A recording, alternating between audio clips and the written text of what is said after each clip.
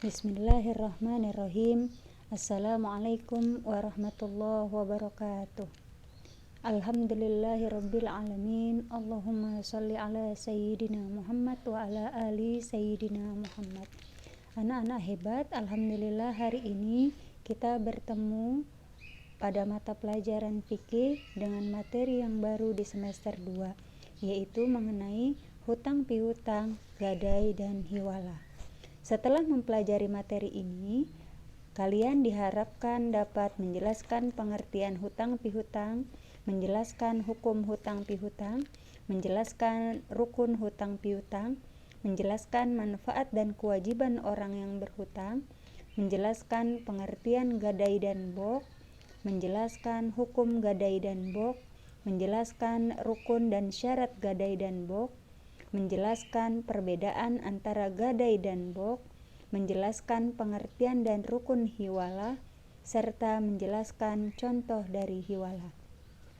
Kita masuk materi yang pertama, yaitu pengertian hutang pihutang.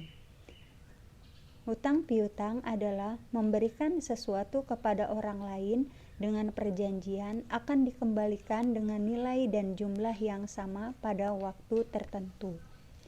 Mengenai hukum hutang pihutang, bagi orang yang memberi hutang, hukumnya adalah sunnah. Artinya, jika orang itu memberikan hutang kepada orang lain, maka akan ada nilai pahalanya. Namun, hukum asal yang sunnah ini bisa berubah menjadi wajib dan bisa berubah menjadi haram. Menjadi wajib jika kondisinya adalah darurat. Contohnya, memberikan hutang untuk kebutuhan makan seseorang, atau bisa berubah menjadi haram, misalkan memberikan hutang tapi untuk kebutuhan maksiat. Nah, bagi orang yang berhutang, hukumnya adalah mubah, artinya boleh saja seseorang itu berhutang. Untuk rukun hutang pihutang terdiri dari 4, yaitu orang yang memberikan hutang atau pinjaman, yang kedua orang yang meminjam atau muqtarid, yang ketiga qard atau barang atau uang yang dipinjamkan, yang keempat adalah ijab qabul.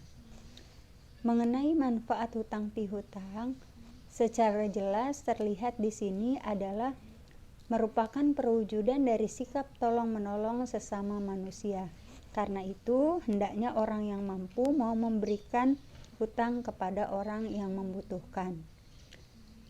Orang yang berhutang mempunyai kewajiban, yaitu mengembalikan hutang sesuai dengan waktu yang telah ditentukan. Yang kedua, apabila belum bisa mengembalikan pada waktu yang sudah ditentukan atau yang dijanjikan, maka harus segera menyampaikan hal itu kepada orang yang memberikan hutang dan meminta maaf. Selanjutnya kita masuk materi yang kedua, yaitu gadai dan bok. Gadai dan bok pada dasarnya adalah sama-sama menyerahkan sesuatu kepada orang lain untuk sebagai penguat kepercayaan guna mendapatkan hutang pihutang.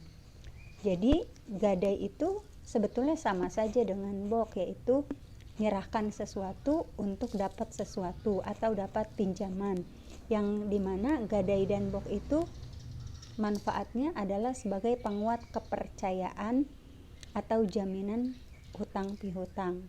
Hukum gadai dan bok adalah mubah atau boleh.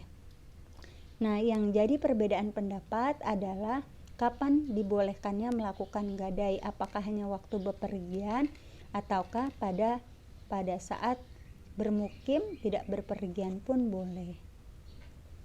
Rukun gadai dan bok, yang pertama adalah orang yang menggadaikan, yang kedua orang yang menerima gadai atau murtahin, yang ketiga barang yang digadaikan atau marhun, yang keempat ada uang marhun bihi, yang kelima akad atau ijab qabul. Syarat gadai dan bok adalah yang pertama, kedua belah pihak sudah balik, lalu barang yang digadaikan atau dibok adalah milik orang yang menggadaikan, yang ketiga kedua belah pihak sepakat dengan ketentuan yang berlaku dalam gadai dan bok. Nah, ini adalah perbedaan antara gadai dan bok. Perbedaannya adalah pada pemanfaatan barang. Kalau pada gadai, barang yang digadaikan itu adalah dikelola atau dipegang oleh orang yang penerima gadai. Bisa digunakan atau diambil manfaatnya jika ada persetujuan antara keduanya. Sementara kalau bok, barangnya tetap dipegang atau dimanfaatkan oleh pemilik barang atau orang yang berhutang. Contohnya BPKB motor. Jadi BPKB-nya diserahkan kepada orang sebagai jaminan, sementara motornya tetap dipegang oleh orang yang berhutang. Bedanya antara gadai dan bok adalah seperti itu. Lalu kita masuk materi yang ketiga, yaitu pemindahan hutang atau hiwalah. Menurut bahasa, hiwalah adalah pemindahan atau perpindahan. Menurut istilah fuqaha, hiwalah adalah kontrak yang menyebabkan pemindahan hutang dari pihak satu kepada pihak lain. Menurut Al-Mughni Al-Muhtaj, istilah ini merujuk kepada perpindahan hutang dari satu pihak kepada pihak yang lain.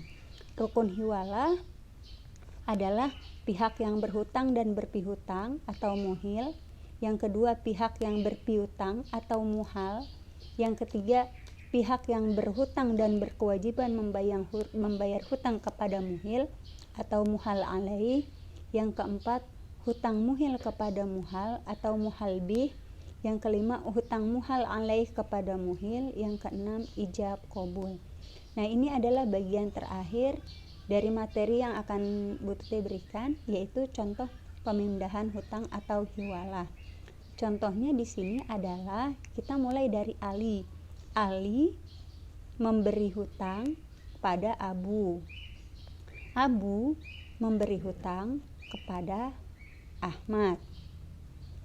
Nah, di sini maka Ahmad akan berurusan langsung dengan Ali.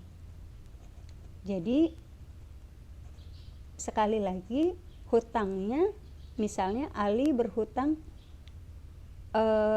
Ali memberi hutang pada Abu 500.000, lalu Abu memberi hutang kepada Ahmad 500.000.